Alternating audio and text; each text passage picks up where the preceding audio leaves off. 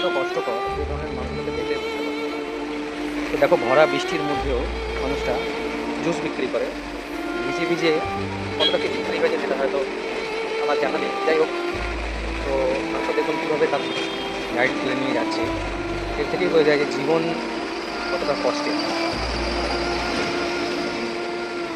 জীবন যুদ্ধের লড়াইয়ে কিন্তু মানুষটা হেরে যায় না, তিনি কিন্তু এনার কাজ করে যাচ্ছে।